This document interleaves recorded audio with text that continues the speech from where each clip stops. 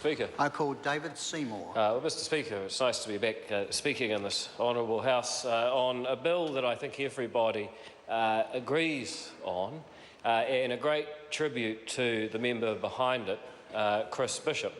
And, Mr. Speaker, I think one of the most extraordinary things about living in 2016 is that it is possible for one living person to have an organ collected from their body, transplanted into another person in greater need, and actually function within that person, allowing them to live either a better life or in some cases to live at all beyond a certain point.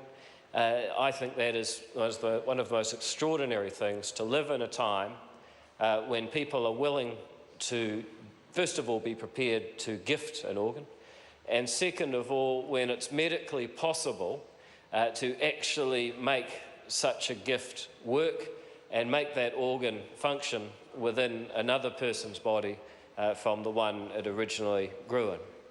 And, Mr. Speaker, another thing about 2016 is that our government collects taxes and does a lot of things that could be described as running a series of insurance schemes. We run insurance against accidents, for example. We have insurance against bad health. Even the state funding of education might be conceived of as insurance against having parents who, for one reason or another, will not fund you an education, a kind of insurance policy that unborn children would be smart to take out.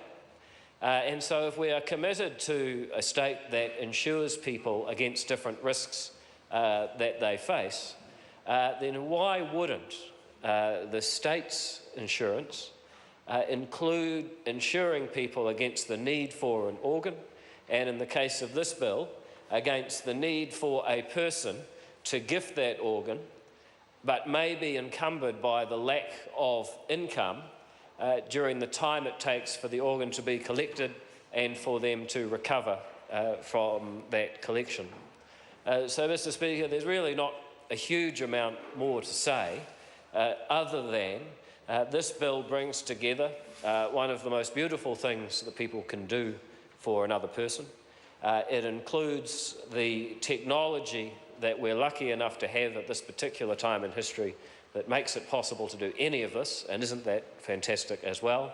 It brings together the public policy of a state that is there to insure people against genuine, unanticipated misfortune, and it's all brought together by a very excellent member who I think has a very large future in politics, who had the nous and the initiative to bring a private member's bill to the House that would genuinely assist and help with the lives of a great many New Zealanders.